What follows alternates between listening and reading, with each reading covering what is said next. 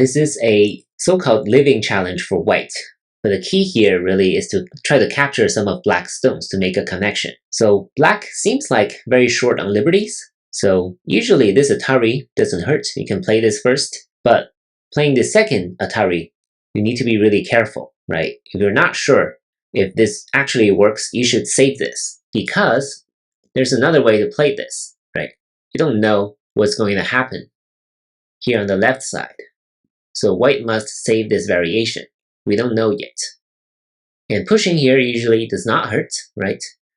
So after these two exchanges, there's really only one move left, and that's this cut. So everything, all the capture challenges depend on this cut. And now black has two options, to Atari from this side or Atari from this side. Let's look at this first.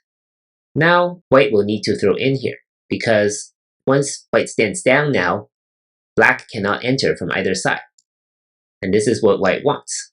And that's why you do not play this Atari from the outside as move number 3, because you'll need this throw in sometime down the line. Now what happens is that black can still capture this stone, but white will be able to connect this way.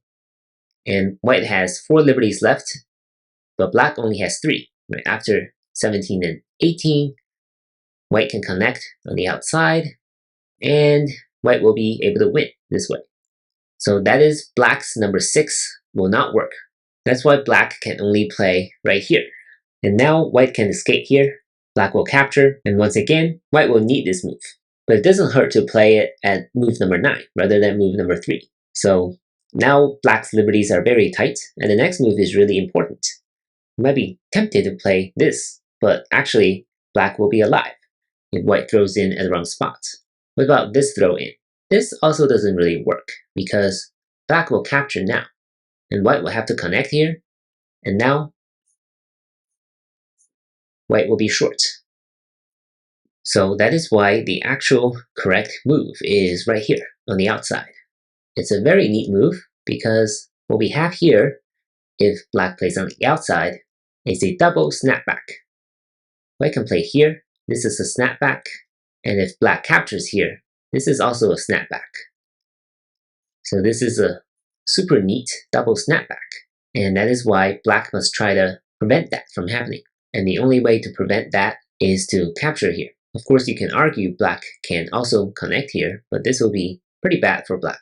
This will be an Atari. Black can capture here as a local co-threat, but this will be a very tough ko for black to win. This is an approach ko for black. Black needs one more move on the outside in order to win this ko.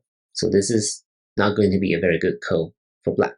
So black will have to capture here. Now white can throw in again. Right? If black captures now, this will still be a double snapback. Black will capture again. So now there will be no more snapback, but white can capture here. Right? White cannot connect. This way, black will live.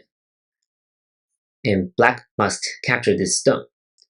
What happens now is that white can connect here, and all of a sudden, black cannot play on the inside. There are only 2 liberties left, and black can only capture this stone. And white will be able to come in at number 21 to make this connect and die. So this is the correct answer to this problem, this whole sequence. Pretty complicated, but overall white doesn't have a whole lot of choices. Just the normal moves, I'd say. This Atari, this push and cut, and escape. Throw in again, Atari. So these are all the basic moves. The hardest move to find is probably number 13 here, and knowing when to throw in again at number 15. So it's really a compilation of the easy moves from our capture and capture race challenges. Make sure you go through this whole sequence on your own and understand what's behind each move. Hope you enjoyed this challenge, and I'll see you in the next one. Thank you for watching.